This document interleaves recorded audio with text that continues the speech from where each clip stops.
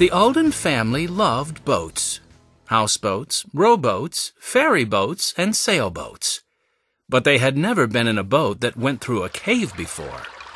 Now they were floating along a stream under the earth.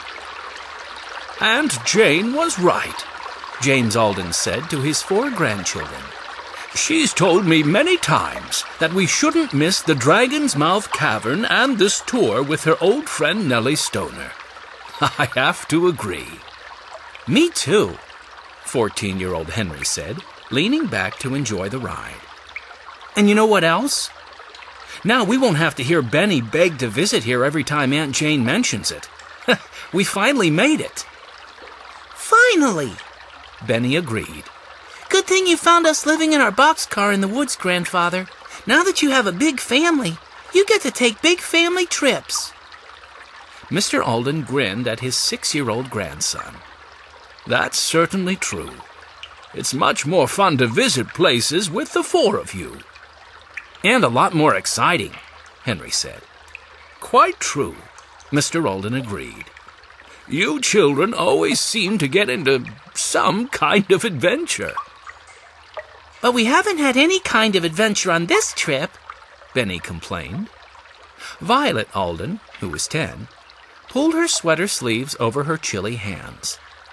"Hunting for rocks and crystals for the next few days will be plenty of adventure for me." The tour boat, with its many passengers, rounded a curve and glided under a limestone bridge. The Aldens sat back to listen to Nellie Stoner. "Now we are right under the natural bridge we walked over at the beginning of the tour," the cheerful old woman said to the passengers. "Doesn't it look just like a man-made bridge?" "It sure does," Benny said. He twisted his head this way and that. He wanted to get a good look at the amazing stone bridge. "How did this bridge get made anyway?" Nellie Stoner chuckled. "Our young passenger here just asked how this bridge was made," she said loudly so everyone on her tour could hear. "Can anyone tell us?" When no one spoke up, Benny's 12-year-old sister Jessie raised her hand. Mrs. Stoner nodded to Jessie. "There was probably a very small hole in limestone millions of years ago," Jessie began. "Then water started pushing through it and made the hole bigger and bigger until it was an arch. At least that's what my book about caves says." "That's exactly right," Nellie Stoner said, as she steered the boat to a small dock. "This brings us to the end of our tour.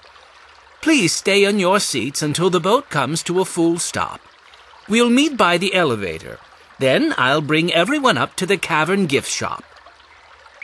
When the Aldens and the other passengers were out of the boat, Mrs. Stoner looked around and flashed a light toward the back of the cavern. "That's funny. I was sure there were 22 people on this tour. Now I count only 20. The passengers checked around to see if anyone was missing, but no one could tell. Mrs. Stoner turned to Mr. Alden. "Perhaps I miscounted, James. If you don't mind, I'll bring everyone else up on the elevator. Then I'll return for you and your grandchildren. Now don't go getting lost down here." "Don't worry about that, Nellie," Mr. Alden answered.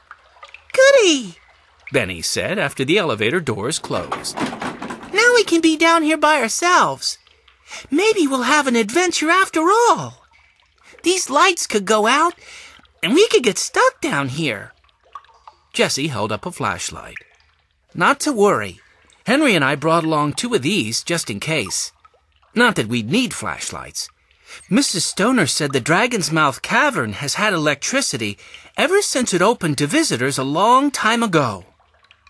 "I like visiting this cavern, but it's just a tour with lights and music and a boat," Henry said.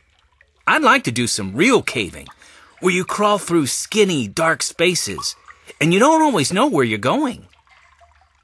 "You children may well find some real caves while you're out rock hunting over the next few days," Mr. Alden said. "Nellie Stoner says that many nearby caves connect to this one."